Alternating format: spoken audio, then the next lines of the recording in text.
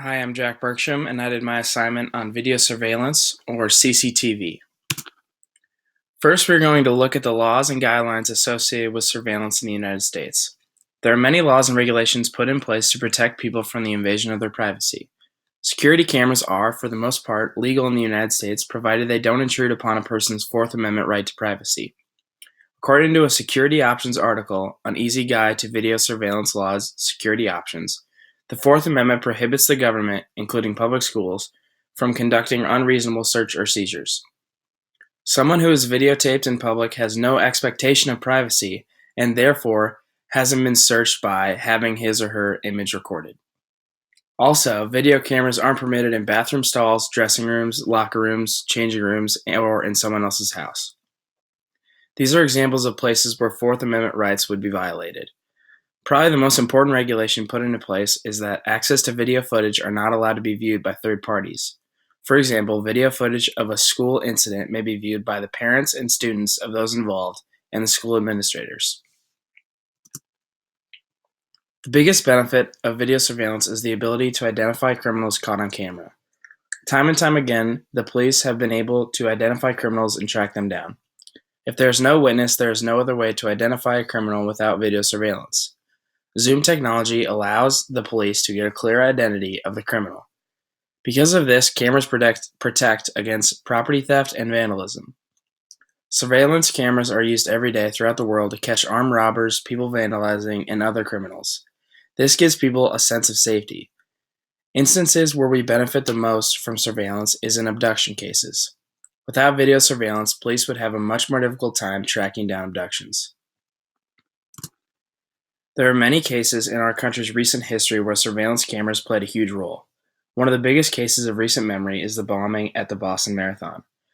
According to a Fortune article, The Great Surveillance Boom, written by Keith Proctor, a range of surveillance methods were used: public and private CCTV cameras, cell phone cameras, and eyewitnesses. The suspects were quickly identified and killed or apprehended. Another case that has had a huge impact on surveillance in the United States were the 9/11 attacks. Surveillance cameras provided footage of the attacks at the Pentagon, as well as footage at the World Trade Center. They also provided us with important footage that took place before the attacks ever took place. In the wake of the 9/11 terrorist attacks, the market for video surveillance cameras boomed in the United States and around the world. This is when a lot of people realized that surveillance can be a huge tool in national security. According to an article written by Graham Nelson of the Huffington Post, Carlisha Freeland Guyler was abducted on the streets of Philadelphia. That on the right is the footage caught on camera of her being abducted.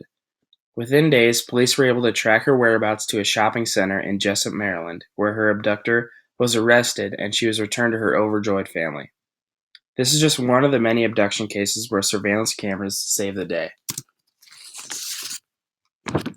There are some downsides to video surveillance in our country. For example, it is also reported in the Fortune article, The Great Surveillance Boom, that according to a 2011 report by electronics.ca Publications, a market research firm, the video surveillance market was slated to grow from $11.5 billion in 2008 to $37.5 billion in 2015. Surveillance cameras cost the government quite a bit of money, which makes sense considering how many cameras there are. The Fortune article also states that New York City has more than 4,000 cameras in Manhattan alone, according to the American Civil Liberties Union. Chicago's linked public and private security cameras around 10,000. These numbers are even expected to rise in the future. Those who support surveillance cameras often say that video cameras deter terrorists. Those who oppose surveillance cameras would argue the opposite. They say that video surveillance has not deterred terrorists, but has even provoked terrorists because of the television coverage they receive.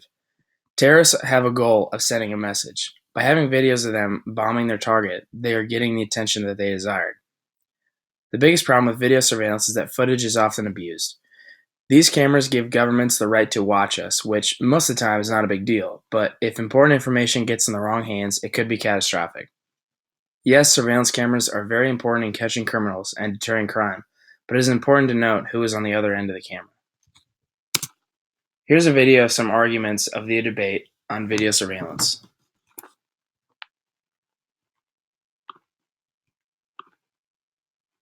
The FBI released this surveillance camera footage of the Boston bombing suspects 3 days after the attacks took place, recorded just moments before the 2 bombs detonated.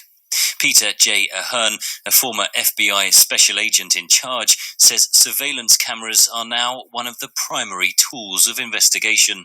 The first thing you do in any kind of a crisis in an area is you go for the tapes, you go for the video, the ATM machines, anything on the street, and there'll be a team of investigators and analysts working that.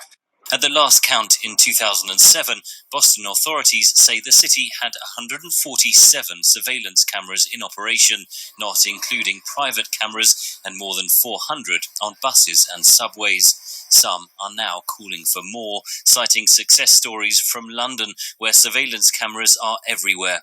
CCTV, closed-circuit TV, surveillance cameras from railway stations were an important key to quickly identifying the terrorists who attacked the London transport network in July 2005.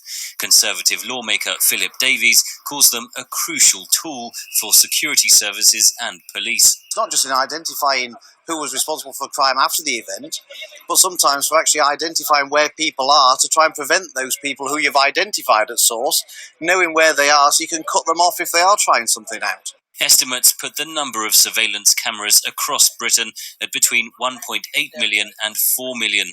Nick Pickles is from the organisation Big Brother Watch, which campaigns for more privacy. The debate should be about how do we prevent crime. And if there's one thing that London as a city has proved, CCTV does very little to deter criminals, it does very little to reduce crime levels. And when you have a major security incident, like we tragically saw in Boston, CCTV is of very little use preventing these attacks happening. But Londoners VOA talked to generally supported the cameras. A lot of the crime nowadays are being solved because of CCTV. So I'm all for it. CCTV is a good thing. Sometimes depends on the situations. Sometimes the police goes a bit too far.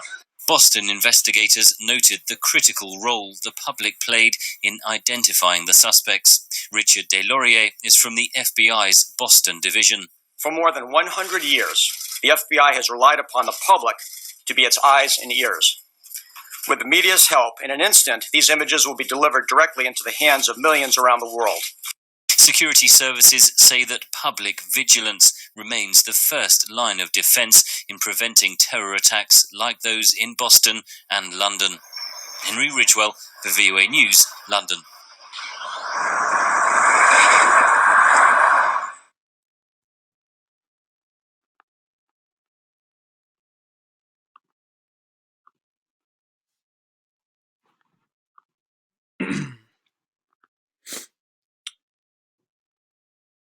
In conclusion, video surveillance can have many benefits, including catching criminals and preventing crime. Cameras are used every day to catch and prevent crime and have played a key role in attacks in the Boston bombing, 9/11, and more. However, there are arguments that the vast number of surveillance cameras are an invasion of our privacy. They are also a large government expense, and some argue that they promote terrorism by giving them television coverage. So you must decide if the benefits of video surveillance outweighs the issues.